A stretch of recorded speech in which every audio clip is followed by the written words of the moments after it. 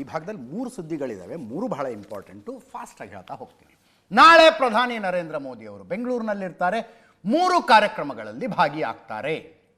ಒಂದು, ಬಹುನಿರೀಕ್ಷಿತ yellow lane ಹಳದಿ ಮಾರ್ಗದ ಮೆಟ್ರೋಗೆ ಚಾಲನೆ.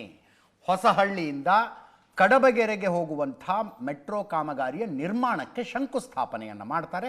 ಜೊತೆಗೆ ಮೆಜೆಸ್ಟಿಕ್ನಲ್ಲಿ 3 ವಂದೇ ಭಾರತ್ ರೈಲುಗಳಿಗೆ ಚಾಲನೆ ಕೊಡ್ತಾರೆ. ಅದರಲ್ಲೊಂದು ಬೆಂಗಳೂರಿಂದ ಬೆಳಗಾವಿಗೆ ಹೋಗುವಂಥದ್ದು.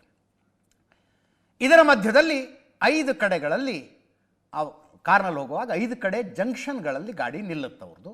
ಅಲ್ಲಿ ಸೇರಿರುವ ಜನರ ಕಡೆ ಒಂದು ಸಲ ಕೈ ಮಾಡ್ತಾರೆ, ಕೈ ಬೀಸಿ ಕಾರ್ಯಕ್ರಮಗಳಲ್ಲಿ ಭಾಗಿಯಾಗ್ತಾರೆ. ಫಾಸ್ಟಾಗಿ ಹೇಳ್ತಾ ಹೋಗ್ತೀನಿ. ಮೊದಲನೇ ಕಾರ್ಯಕ್ರಮ ಮೆಜೆಸ್ಟಿಕ್ನಲ್ಲಿ 3 ವಂದೇ ಭಾರತ ರೈಲುಗಳಿಗೆ ಚಾಲನೆ ಕೊಡೋದು. ಅಲ್ಲಿಂದ RV ರಸ್ತೆ ಟು ಬೊಮ್ಮಸಂದ್ರಕ್ಕೆ ಹೋಗುವ ಹಳದಿ ಮಾರ್ಗದ ಮೆಟ್ರೋಗೆ ಚಾಲನೆಯನ್ನು ಕೊಡ್ತಾರೆ. ಮೆಟ್ರೋ ನಾಳೆಯಿಂದ ಶುರುವಾಗುತ್ತೆ. ಅದಾದ ಮೇಲೆ ಹೊಸಹಳ್ಳಿಯಿಂದ ಕಡಬಗೆರೆಗೆ ಮೆಟ್ರೋ ನಿರ್ಮಾಣದ ಕಾಮಗಾರಿಗೆ ಶಂಕುಸ್ಥಾಪನೆಯನ್ನು ಮಾಡ್ತಾರೆ. ಬೆಳಗ್ಗೆ 10 HAL ವಿಮಾನ ನಿಲ್ದಾಣಕ್ಕೆ ಅವರ ಸ್ಪೆಷಲ್ ಫ್ಲೈಟ್ ಬಂದು ಲ್ಯಾಂಡ್ ಆಗುತ್ತೆ. ಅಲ್ಲಿಂದ ಹೆಲಿಕಾಪ್ಟರ್ನಲ್ಲಿ ಮೇಕ್ರಿ ಸರ್ಕಲ್ನಲ್ಲಿರುವಂಥ ಪ್ಯಾರಾಶೂಟ್ ಕಮಾಂಡ್ಗೆ ಬಂದು ಲ್ಯಾಂಡ್ ಆಗ್ತಾರೆ.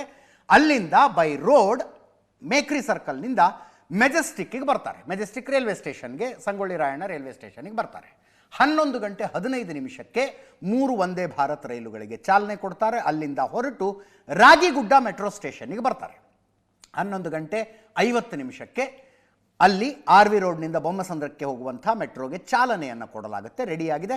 ನಾಳೆಯಿಂದ ಶುರುವಾಗುತ್ತೆ, ಸರ್ವಿಸ್ ಶುರುವಾಗುತ್ತೆ. ಅದಕ್ಕೆ ಅದೇ ಮೆಟ್ರೋ ರೈಲ್ನಲ್ಲಿ ಹತ್ಕೊಂಡು ಎಲೆಕ್ಟ್ರಾನಿಕ್ ಸಿಟಿಯ ತನಕ ಪ್ರಯಾಣ ಮಾಡ್ತಾರೆ. ಮೆಟ್ರೋದಲ್ಲೇ ಪ್ರಯಾಣ ಮಾಡ್ತಾರೆ. ಮಧ್ಯಾಹ್ನ 1 ಗಂಟೆಗೆ ಎಲೆಕ್ಟ್ರಾನಿಕ್ ಸಿಟಿ IIT ಆಡಿಟೋರಿಯಂನಲ್ಲಿ ಕಾರ್ಯಕ್ರಮ ಇದೆ. 1:45 ಬೆಂಗಳೂರು ಮೆಟ್ರೋದ 3ನೇ ಹಂತಕ್ಕೆ ನರೇಂದ್ರ ಮೋದಿ ಅವರು ಶಂಕುಸ್ಥಾಪನೆಯನ್ನು ಮಾಡ್ತಾರೆ. ಕಾಮಗಾರಿಗಳ ಆರಂಭಗೊಳ್ಳುತ್ತೆ. 15,611 ಕೋಟಿ ರೂಪಾಯಿ ವೆಚ್ಚದಲ್ಲಿ 45 ಕಿಲೋಮೀಟರ್ ಉದ್ದದ್ದು ಈ 3ನೇ ಹಂತ. ಅದು ನಾಳೆಯಿಂದ ಕಾಮಗಾರಿಗೆ ಆರಂಭವನ್ನು ನರೇಂದ್ರ ಮೋದಿ ಅವರು ಕೊಡ್ತಾರೆ.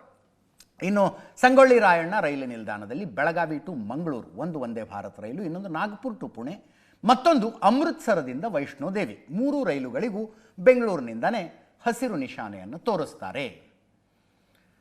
ನಮ್ಮ ಮೆಟ್ರೋ ಹಳದಿ ಮಾರ್ಗ yellow lane 19.15 kilometre, 19 kilometre 150 metre ಉದ್ದದ ಮಾರ್ಗ. ಇದು 5,056 ಕೋಟಿ ರೂಪಾಯಿಯಲ್ಲಿ ರೆಡಿಯಾಗಿದೆ. 8ರಿಂದ 10 ಲಕ್ಷ ಜನ ಪ್ರತಿದಿನ ಓಡಾಡಬಹುದು ಅನ್ನುವಂಥ ನಿರೀಕ್ಷೆ ಇದೆ. RV ರೋಡ್ನಿಂದ ಬೊಮ್ಮಸಂದ್ರ 16 ಸ್ಟೇಷನ್ಗಳ ಮಧ್ಯದಲ್ಲಿ ಬರ್ತವೆ. 3 ಮೆಟ್ರೋ ಲೇನ್ಗಳಿಗೆ ಇದು ಸಂಪರ್ಕವನ್ನು ಕಲ್ಪಿಸುತ್ತೆ. ಆರಂಭದಲ್ಲಿ ಅರ್ಧ ಗಂಟೆಗೆ 1 ಟ್ರೈನ್ ಇರುತ್ತಂತೆ. ಆ ನಂತರ ಡ್ಯೂರೇಷನ್ ಜಾಸ್ತಿ ಆಗ್ತಾ ಹೋಗುತ್ತೆ. RV ರೋಡು, ರಾಗಿಗುಡ್ಡ ದೇವಸ್ಥಾನ, Jayadeva hospital, BTM layout, central silk board, Bommanahalli, Hongasandra, Kudlu gate, Singasandra, Hosa road, Beretena Agrahara, electronic city, Konappana Agrahara, Hosakur ರಸ್ತೆ, ಹೆಬ್ಬಗೋಡಿ, ಬೊಮ್ಮಸಂದ್ರ ಟೋಟಲ್ ಲೇನ್ ಇದು. ಅಂದರೆ ತಮಿಳುನಾಡು ಕಡೆಯಿಂದ ಬೆಂಗಳೂರು ಸಿಟಿಗೆ ಬರುವಂಥವ್ರಿಗೂ ಕೂಡ ಅನುಕೂಲ ಆಗುತ್ತೆ. ನಮ್ಮ IT ಹಬ್ಬನ್ನು ಇದು ಕನೆಕ್ಟ್ ಮಾಡುತ್ತೆ. ಎಲೆಕ್ಟ್ರಾನಿಕ್ ಸಿಟಿ ಕನೆಕ್ಟ್ ಆಗುತ್ತೆ.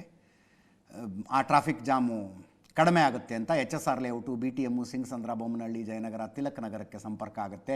ಜಯದೇವ ಹಾಸ್ಪಿಟ್ಲು, ಇನ್ಫೋಸಿಸ್ ತನಕ ಈ ಮೆಟ್ರೋದಲ್ಲಿ ಓಡಾಡಬಹುದು. ತಮಿಳುನಾಡಿಗೆ ಹೋಗುವಂಥವರಿಗೆ ಲಾಸ್ಟ್ ಸ್ಟೇಷನ್ಗೆ ಇಳ್ಕೊಂಡು ಅಲ್ಲಿಂದ ಬಸ್ಸೋ ಇನ್ನೊಂದೋ ಮತ್ತೊಂದು ಹತ್ಕೊಂಡು ಹೋಗೋದಕ್ಕೆ ಇದು ಅನುಕೂಲ ಆಗುತ್ತೆ. ಇದಕ್ಕೆ ನಾಳೆ ಪ್ರಧಾನಮಂತ್ರಿಗಳು ಚಾಲನೆ ಕೊಡ್ತಾರೆ. ನಾಳೆ ಬೆಂಗಳೂರಿಗೆ ಬರ್ತಾ ಇದ್ದೀನಿ ಅಂತ ಕನ್ನಡದಲ್ಲೇ ಟ್ವೀಟ್ ಮಾಡಿದ್ದಾರೆ. ಬೆಂಗಳೂರಿನ ಜನರನ್ನು ನೋಡೋದಕ್ಕೆ, ಎದುರುಗೊಳ್ಳೋದಕ್ಕೆ ಕಾಯ್ತಾ ಇದ್ದೀನಿ. 3 ವಂದೇ ಭಾರತ್ ಎಕ್ಸ್ಪ್ರೆಸ್ ಟ್ರೈನ್ಗಳಿಗೆ ಚಾಲನೆ ಕೊಡ್ತೀನಿ. 3ನೇ ಹಂತದ ಮೆಟ್ರೋ ಕಾಮಗಾರಿಗೆ ಶಂಕುಸ್ಥಾಪನೆಯನ್ನು ಮಾಡ್ತೀನಿ. ಹಳದಿ ಲೇನ್ಗೆ ಹಸಿರು ನಿಶಾನೆ ತೋರಿಸ್ತೀನಿ ಅಂತ ನರೇಂದ್ರ ಮೋದಿ ಅವರು ಕನ್ನಡದಲ್ಲೇ ಟ್ವೀಟ್ ಮಾಡಿದ್ದಾರೆ. ಸೋಮಣ್ಣ ಅವರು ಮಾತಾಡಿದ್ರು ಇದ್ರ ಬಗ್ಗೆ, ಕೇಳಿಸ್ಕೊಳ್ಳಿ. 10 ಗಂಟೆಗೆ HAL ವಿಮಾನ ನಿಲ್ದಾಣಕ್ಕೆ ಬಂದು ಅಲ್ಲಿಂದ ಮೆಕ್ರಿ ಸರ್ಕಲ್ಗೆ ನಮ್ಮ ಮಿಲಿಟರಿ ಬೇಸ್ನಲ್ಲಿ ಹೆಲಿಕಾಪ್ಟರಲ್ಲಿ ಇಳಿದು ಅಲ್ಲಿಂದ ಬೈ ರೋಡು ರೆಡಿ ಮಾಡಿದ್ದಾರೆ. ಅದರಲ್ಲಿ ಆರ್ ಅಶೋಕ್ ಅವರ ಹೆಸರೇ ಇಲ್ಲ, ವಿಪಕ್ಷ ನಾಯಕರ ಹೆಸರಿಲ್ಲ, ಆದರೆ ರಾಜ್ಯಾಧ್ಯಕ್ಷ ವಿಜೇಂದ್ರ ಅವರ ಹೆಸರಿದೆ. ಟೋಟಲ್ ಲಿಸ್ಟ್ ಬಗ್ಗೆನೇ ಹಲವು ಚರ್ಚೆಗಳು. ರಾಮಲಿಂಗಾರೆಡ್ಡಿ ಅವರಿಗೆ ಆಹ್ವಾನ ಬಂದಿದೆ. ಆದರೆ ನನ್ನ ಕ್ಷೇತ್ರದಲ್ಲಿ ನಡೀತಾ ಇರುವ ಕಾರ್ಯಕ್ರಮ ಪ್ರೋಟೋಕಾಲ್ ಪ್ರಕಾರ ನಾನು ಅಧ್ಯಕ್ಷ ಆಗಬೇಕು, ನಾನು ಆ ಕಾರ್ಯಕ್ರಮಕ್ಕೆ ಬಂದು ಎದುರಿನಲ್ಲಿ ವೀಕ್ಷಕರ ಮಧ್ಯದಲ್ಲಿ ಫ್ರಂಟ್ ಲೈನ್ನಲ್ಲಿ ನಾನು ಯಾಕೆ ಕೂತ್ಕೊಳ್ಳಿ ಅಂತ ರಾಮಲಿಂಗಾರೆಡ್ಡಿ ಅವರು ಮಾತಾಡ್ತಿದ್ದಾರೆ. ಥಾವರ್ ಚಂದ್ ಗೆಹ್ಲೋಟ್, ರಾಜ್ಯಪಾಲರು ಮನೋಹರ್ ಲಾಲ್ ಖಟ್ಟರ್, ಕೇಂದ್ರ ನಗರಾಭಿವೃದ್ಧಿ ಸಚಿವರು ಅಶ್ವಿನಿ ವೈಷ್ಣವ್ ಬರ್ತಾರೆ, ಕೇಂದ್ರ ರೈಲ್ವೆ ಸಚಿವರು Shobha Karandlaje, V Somanna, Kumaraswamy, Siddaramaiah, D K Shivakumar, Vijayendra ಮತ್ತು ತೇಜಸ್ವಿ ಸೂರ್ಯ ಇಷ್ಟು ಜನ ಅಧಿಕೃತವಾಗಿ ಈ ಕಾರ್ಯಕ್ರಮದ ಪ್ರೋಟೋಕಾಲ್ ಪ್ರಕಾರ ವೇದಿಕೆಯ ಮೇಲಿರ್ತಾರೆ. ಆದರೆ ಆಹ್ವಾನ ಇದೆ, ವೇದಿಕೆಯ ಮೇಲೆ ಇರೋದಿಲ್ಲ ಅನ್ನುವಂಥವ್ರು ರಾಮಲಿಂಗಾರೆಡ್ಡಿ, ಆರ್ ಅಶೋಕು, ಆನೇಕಲ್ ಶಿವಣ್ಣ, ಬೊಮ್ಮನಹಳ್ಳಿ ಶಾಸಕ ಸತೀಶ್ ರೆಡ್ಡಿ, ಬೆಂಗಳೂರು ದಕ್ಷಿಣದ ಶಾಸಕ ಕೃಷ್ಣಪ್ಪ ಮತ್ತು ಬಸವನಗುಡಿ ಶಾಸಕ ರವಿ ಸುಬ್ರಹ್ಮಣ್ಯ ಅವರಿಗೆ ಆಹ್ವಾನವನ್ನು ಕೊಡಲಾಗಿದೆ.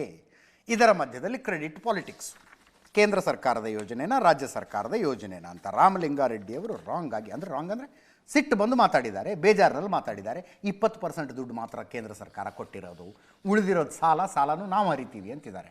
ರಾಜ್ಯ ಸರ್ಕಾರದವ್ರು ಹರಿಬೇಕಾ ಸಾಲನ ಅಂತ ಕೇಳಿಸ್ಕೊಳ್ಳಿ. ಮೆಟ್ರೋ ನಾಳೆ ಉದ್ಘಾಟನೆ ಆಗ್ತಾ ಇದೆ. BJP ಅಧ್ಯಕ್ಷರಾದ ವಿಜಯೇಂದ್ರ ಅವರು ಮತ್ತು ತೇಜಸ್ವಿ ಸೂರ್ಯ ಅವರು ಏನು ಕೇಂದ್ರ ಸರ್ಕಾರನೇ ಎಲ್ಲ ಜಮೀನು ತಗೊಂಡು ಅವರೇ ಪೂರ್ತಿ ಹಣ ಹಾಕಿ ಅವರೇ ಖರ್ಚು ಮಾಡೋಕ್ಕೆ ಅವ್ರ ಸ್ಟೇಟ್ಮೆಂಟ್ಗಳು ಮತ್ತು ಅವ್ರಿಗೆ ಕೆಲಸ ಮಾಡೋದಕ್ಕಿಂತಲೂ ಪ್ರಚಾರದ ಹುಚ್ಚು, ಪ್ರಚಾರ ಪ್ರಿಯರು. ಏನು ಮಾಡದೇ ಇದ್ದರೂ ಕೂಡ ನಾವು ಮಾಡಿದ್ದೀವಿ ಅಂತ ಹೇಳೋದು, ಬೇರೆಯವ್ರು ಮಾಡೋದನ್ನು ನಾವೇ ಮಾಡಿದ್ದೀವಿ ಅಂತ ಹೇಳೋದು. ರಾಜ್ಯ ಸರ್ಕಾರ ಸಣ್ಣ ಪಾಲ್ದಾರ ಏನಲ್ಲ, 30% ಪ್ಲಸ್ ಜಮೀನು. ಸೆಕೆಂಡ್ ಫೇಸ್ದು ಕೇಂದ್ರ ಸರ್ಕಾರದ 20%, ಇನ್ನು ಉಳಿದಿರ್ತಕ್ಕಂಥ 50% ಸಾಲ ತಗೊಂಡಿದ್ದಾರೆ. ಮೂರನೇ ಫೇಸು ರಾಜ್ಯ ಸರ್ಕಾರದ 20% ಸಂಪೂರ್ಣ ಜಮೀನು ಮತ್ತು ಪುನರ್ವಸತಿ ವೆಚ್ಚ, ಕೇಂದ್ರ ಸರ್ಕಾರದ 20%, ಇನ್ನು ಉಳಿದಿರ್ತಕ್ಕಂಥ 60% ಸಾಲ ಮೆಟ್ರೋ ತೊಗೊಂಡಿರೋದು. ಈ BJP ಅಧ್ಯಕ್ಷರಿರ್ಬೋದು, BJP ಸಂಸದರಿರ್ಬೋದು, BJP ಮುಖಂಡರಿರ್ಬೋದು, ಇವರೆಲ್ಲ ಕೂಡ ಕೇಂದ್ರ ಸರ್ಕಾರಕ್ಕೆ ಕ್ರೆಡಿಟ್ ಕೊಡೋಕೆ ಹೋಗ್ತಾರೆ.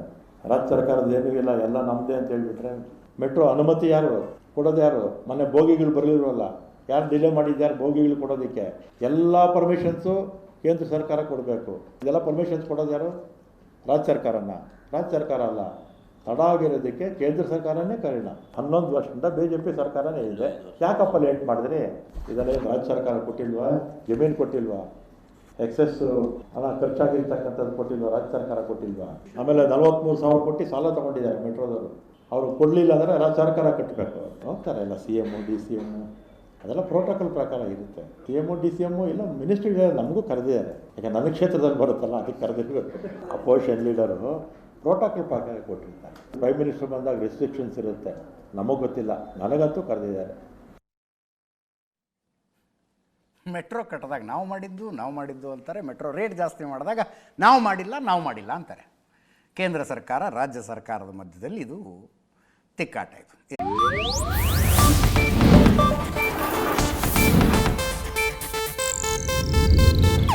ಇದು ಏಷ್ಯಾನೆಟ್ ನ್ಯೂಸ್ ನೆಟ್ವರ್ಕ್ ಪ್ರಸ್ತುತಿ.